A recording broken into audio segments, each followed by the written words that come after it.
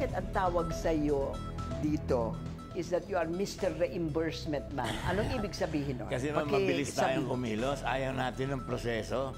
Like for example, ma'am, I'll give you an example. Before, bago makalapit ng tao ng tulong sa'yo, dadaan ka sa, hingi ka ng purchase request o dadaan sa DSWD, dadaan kung saan-saan. Bago makarating ang pera sa'yo, patay na yung pasyente. So I did it the easiest way. Ma'am, yung mga awards na tinanggap ko will prove na hindi ako nagwalang hiya for so many years. Ang ginagawa ko ba, may pondo yung palagay natin financial support natin sa mga tao. May pondo yan. Ikakas-advance ko. Ikakas-advance ko yan. Pupunta ako sa labas. Pag nakita ko yung mga tao, sir, kailangan namin ng bubong. Uulan na. Wala kami, okay, ito yung pera, basta i-reimburse niya lang, ibalik niya sa akin yung resibo para ma-clear natin. Apo. Yung iba naman, walang pera yung siyudad, I have to advance my own money. Alam nyo, maski magtanong kayo sa lahat ng mga Bombay sa Maynila, lubog ako sa utang dyan eh. Lubog kayo sa utang saan? Dahil sa ganun, ma'am. Dahil sa ganun na, kuminsan, meron akong gustong bilihin para sa na mabilisan. Mangungutang ako sa 5-6.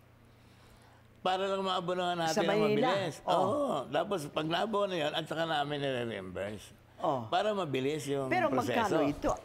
Meron ba kayong mga resibo or whatever? Po naman. Hindi naman po pwedeng i-release yan ng ating mga accountant at ng ating mga auditor nang walang resibo. Imposible naman yon. Magkano ang involved dito sa mga reimbursement man? Sometimes merong 1 year, mga 5 million.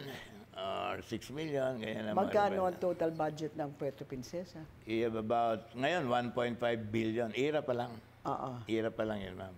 So yung local collection, almost 2 billion ngayon ang budget ng Puerto Princesa. So you're talking about very little Napakaliit naman yun, ma'am. Pero wala kayong kinurakot dyan? Never po. Merong mga kaso against you. Opo. Yung 10 million na binili nyo ng electric.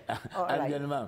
As a matter of fact, may video kami, nakasakay pa si Byron kumakaway sa tao. Gamit-gamit yung mga electric vehicles natin. It's all there, accounted for. Pero ang sabi ng COA, wala silang nakita. Ma'am, ang binasihan kasi nila, yung observation pa lang ng COA, that's not the official stand. Ang dapat babasihan daw, sa report ng COA, meron dong sama rin, notice of suspension, notice of disallowance, notice of charge.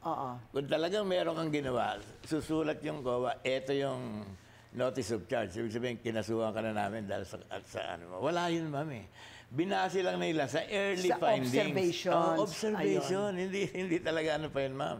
Pero nasan ngayon yung mga utility vehicles? Ma'am, baka makapunta kayo sa City Hall, pakunad nyo ka ng nandun lahat naka-standby. Napakarami, sobra-sobra yan. Ano ang purpose nyo for buying this? Kasi daw, wala kayong bidding, basta binili nyo na lang. Kasi noong time na yun, ma'am, ang mga electric vehicles, ilan lang talaga yung nagpo-produce niyan. Kukunti yung talaga magsasabi sa yung kaya namin yan. At that time, nang binili namin yan, unang-una tayo, wala namang mga electric vehicle dito factories. Kaya noong time na yun, mga ilang years na yun nakakaraan, kami yung unang-una.